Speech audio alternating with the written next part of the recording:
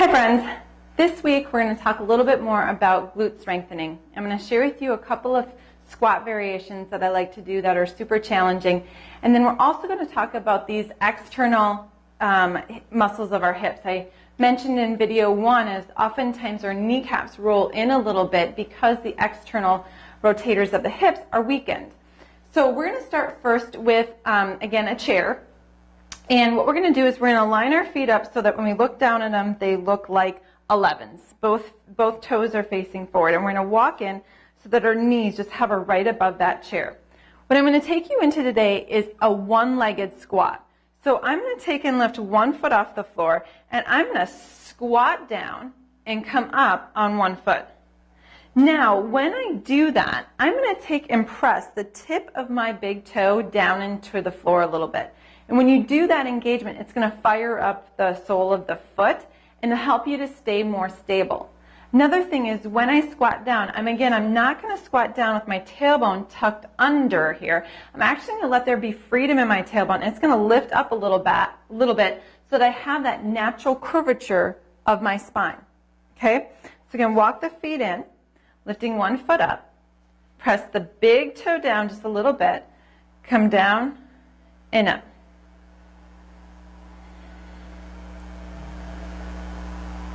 Good, you can do about 10 reps on one side, and then you can switch.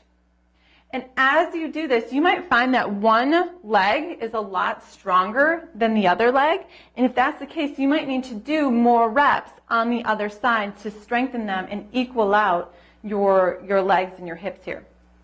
Another squat that I'm going to show you is doing a squat with both feet on the floor, but doing it really slow and super intentionally, okay? So what you're going to do is you're going to, again, bring your knees in, hands can go on the chair, and you're going to take it and count to 10 and come down. So it's going to be really slow. So here's 2, 3, 4, 5, 6, 7, 8, 9, 10, come up. You're going to do about 6 or 7 of them, and maybe for you can't get to 6 or 7, but that's what you're going to work towards. Again, really slow movement, and as you come down, keep that big toe engaged to the floor, because the tendency is to bring the toes up off the floor. So you want to keep those engaged, come down and up. Okay, that's another hip quad variation that you can do. Then I want to talk to you a little bit about the outsides of our hips. So we are a culture that does a lot of movement forward. We walk forward, we run forward, we bike forward. There's very few movements, if hardly any, of which we really step side to side anymore. Okay? I mean, unless you're doing this on a regular basis, it's not kind of a common movement of our body, which means that the outsides of our hips have gotten weakened over time. And they are very important for keeping the kneecaps into correct alignment. So for some of you that have knee issues, it might simply be the fact that your hips are not strong enough to have the kneecap in the place of which it should be. And it's moving out of alignment, which is causing you to have knee issues. So one of the great ways to strengthen the outsides of your hips is this simple side-to-side movement. However, when we often do this movement, what will happen is we'll turn the toes out. And if you naturally stand with your toes turned out, you probably do that in your movement and you don't even realize it. So again, you want your toes straight forward so that the outer edge of your feet is almost parallel. And you're going to step side to side without turning the toes out. So if any of you are watching this video at home, just start doing that right now, and you should feel that in the outsides of your hips. So you could just do this movement. You could do, 3 to one side, 3 to the other side if you want to. Or if you want to make it more challenging, get a TheraBand. All you do is tie a double knot at the end of it.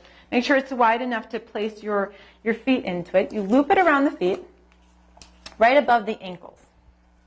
And then what you're going to do is you're going to walk side to side. Now, when you do this, again, toes are going to be straight forward, so that outside edge of the feet is parallel.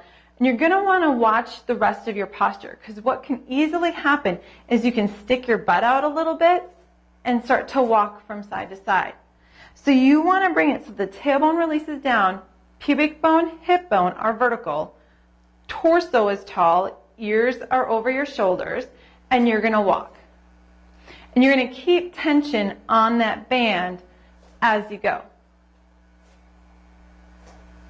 Now, for even more challenge, is to try to not lock the kneecaps. So oftentimes what we'll do is we'll squeeze the quads so much that the kneecap will be locked in its place, or the patella, and it can't release. So I want you to see if you can engage the quads and then release them in such a way that your patella moves freely. And then try to see if you can keep the patella relaxed and now walk side to side.